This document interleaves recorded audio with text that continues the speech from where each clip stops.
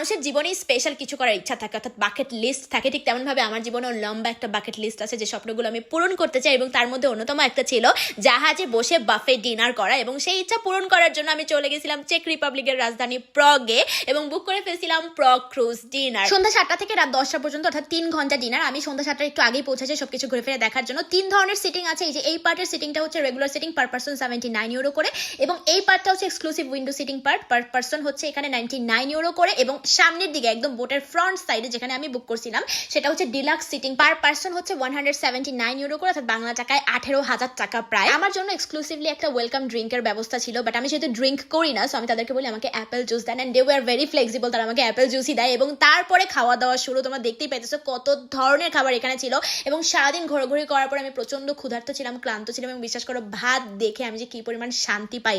মানে এক প্লেট ভাত হইলে আমাদের বাঙালিদের তো আর কিছু লাগে না, তাই না বলো? শুধু ভাত না, ভাতের পাশাপাশি আমি পাইয়া, পাস্তা, ভেজিটেবল স্যুপ থেকে শুরু করে অনেক ধরনের খাবারই ট্রাই করছি যতটুকু পারছি। বাট সব থেকে বড় কথা ছিল ভিউজ এন্ড এই পুরো এক্সপেরিয়েন্সটা এনজয় করা, সাথে লাইভ মিউজিকেরও ব্যবস্থা ছিল। কিছু কিছু জিনিস আসলে টাকা দিয়ে মাপা যায় না, ওই যে বলে না শখের তোলা লাখ টাকা, ওরকম একটা অবস্থা হয়েছিল আমার ওই দিন। আমার রেগুলার ট্রাভেলিং এর ছবি, স্টোরি থেকে শুরু করে আরো ইন ডিটেলস এর অনেক কিছু কিন্তু তোমরা আমার ইনস্টাগ্রামে পেয়ে যাবে। তোমরা কেন আমাকে এখন ইনস্টাগ্রামে ফলো করো না বলো তো? যাও এক্ষুনি যে আমাকে ইনস্টাগ্রামে ফলো করে আসো, ওকে? তোমাদের সাথে তাহলে পরের ভিডিওতে দেখা হইতেছে।